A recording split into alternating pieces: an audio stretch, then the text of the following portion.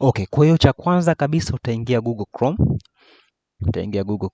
Ukishaingia Google Chrome, nenda kwenye sehemu yako ambayo unatumia kudownload PNG, tafuta Oreo PNG. Lazima iwe kwenye black and white. Au hata kama ipo kwenye color moja ikiwa ni PNG, tutaitransform upande mmoja uwe black, upande mmoja uwe white.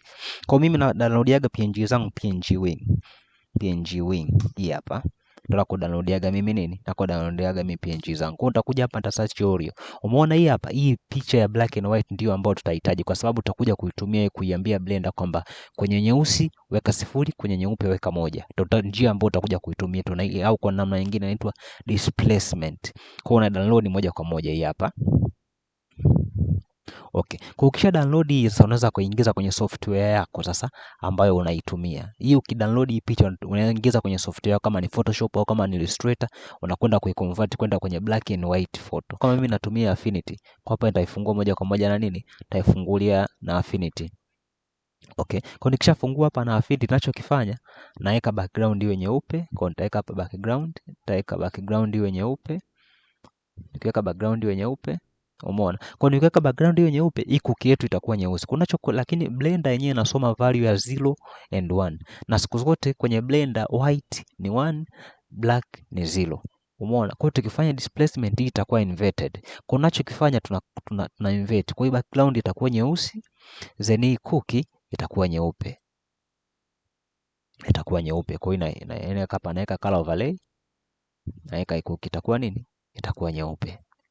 Simple. Basi hapo tumemaliza. Kwa hiyo unachokifanya hapa, hii na export na save as JPEG kwenye sehemu ambayo nataka mimi sasa. Na export kwenye sehemu ambayo mimi nataka mwenyewe, na export somewhere na save. Okay. Baada hapo naingia sasa kwenye Blender moja kwa moja. Sasa nikishaingia kwenye Blender na select, na bonyeza A kwa ajili ya kufuta kila kitu, then na bonyeza Shift A, nita add cycle. Nitaongeza number of subdivision ziwe 64. Afu baada hapo nitaingia kwenye edit mode, nitabonyeza Control G kwa ajili nitarudi kwenye object mode, nitabonyeza Control F. Kwenye edit mode nitaingia kwenye edit mode, nitabonyeza Control F kwa ajili ya kufill face, lakini sitatumia F ya kawaida kufill hii. Umeona na fill vibaya. Nachokifanya mimi sasa, nitafili kwa kutumia grid fill. Nitapata high number of subdivision. Kwa nitabonyeza Control F, afu nakuja hapa na bonyeza grid fill. Umeona zitakuja subdivision ndio tunazozitaka hizi. Kwa unachokifanya hapa naongeza hizi. Umeona nikiongeza hizi, kidogo, nabonyeza Control F, grid fill, then na subdivide. Kwa nikisubdivide zinaongezeka hizo number of subdivision kama unavyotaka. Kwa baada hapo unachukua select all, then una extrude kwenye z axis kama hivyo. Unaweza kaadi loop katika za hapo,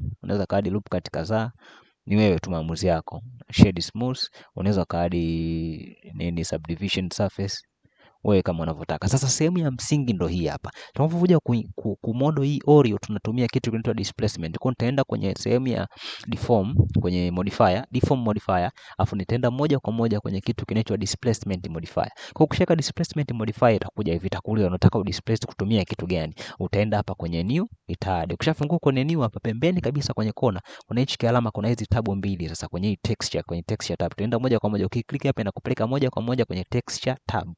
Kwa ukiklik hapa itakuuliza, je, unataka kudisplace kutumia clouds, unataka kudisplace kutumia noise? Kwa maana ukiweka noise umeona inavyofanya, ukiweka clouds umeona inavyofanya. Kwa hapo ninachosema sisi tayari tuna texture yetu. Umeona? Kwa ninachomwambia sisi tunataka kutengeneza kudisplace hiyo kwa kutumia texture yetu. Kwa utaweka moja kwa moja kutumia nini? Image. Je, atakuuliza unataka image gani, ndio kuja hapo na open. Sasa hiyo image ambako sehemu ni save. Sasa kwa mimi nitaenda ku open moja kwa moja document nilisave nini? Kama hivyo watafungua hapo Oreo yangu. Hiyo na import. Tafungua hapa Oreo.